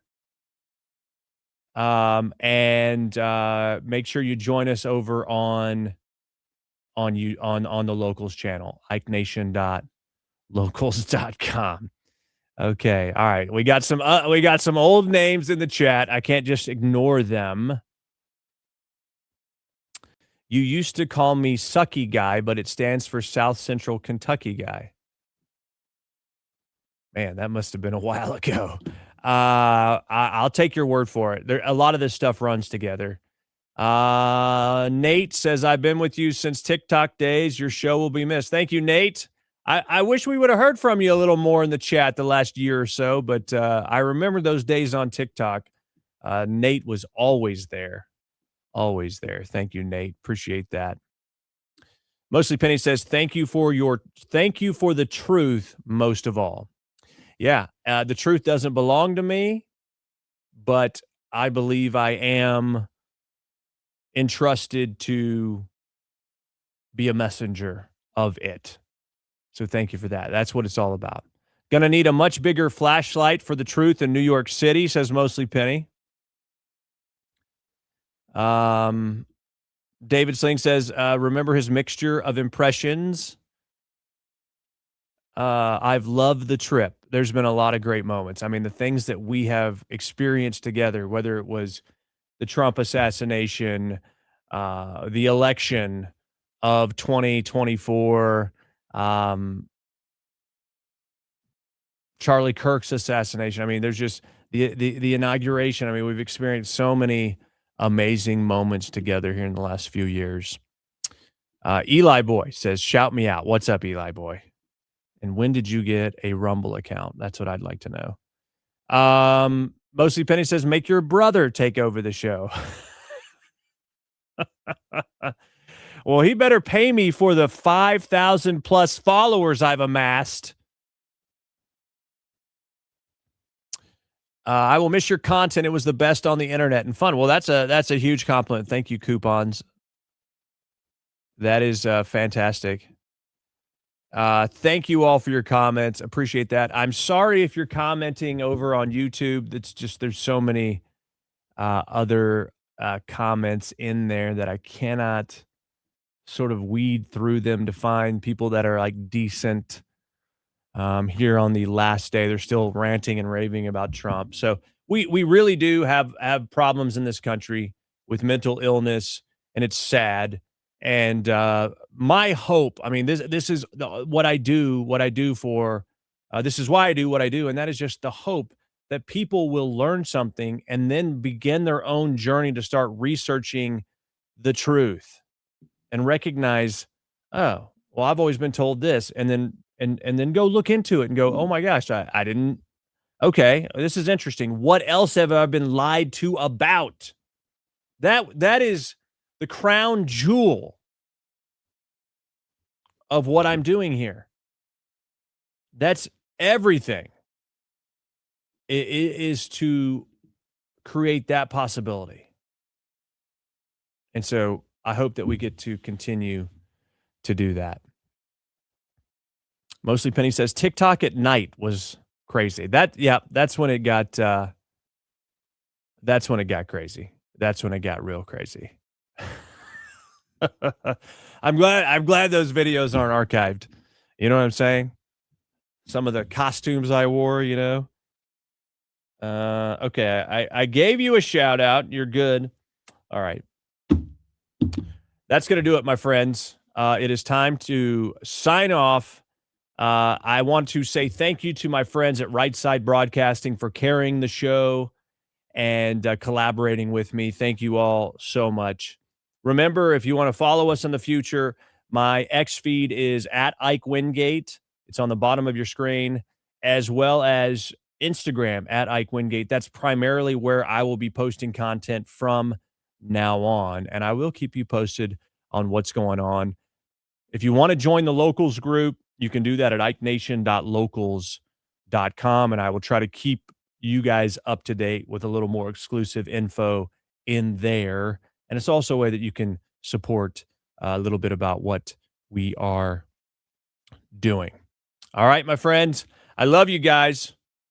You are the difference makers, the reason why I continued this crazy experiment that somehow has resulted in a real deal opportunity with Newsmax. And I am so grateful to Newsmax. They are incredible. The people there are incredible. The leadership is taking a huge chance on me, and I will not let them down.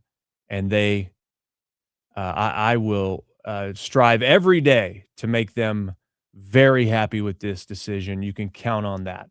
I will not let them down, and I will not let you down. Your trust means too much, and I'm so grateful for it. Have a fantastic rest of your day, week, month, year. I hope you won't be a stranger. Again, I am completely accessible on X and Instagram, and I hope to see you there. Thank you so much for all you've done to advance this journey, to shine a light into the dark corners of our government, our culture, and our media. And we are just getting started. God bless you, my friends. Remember, the truth is always worth it, isn't it? It's not time to back down because people are pushing against you and blacklisting people telling the truth and targeting people who are doing the right thing. It's time to double down. The only way to drive darkness out is to flood it with light.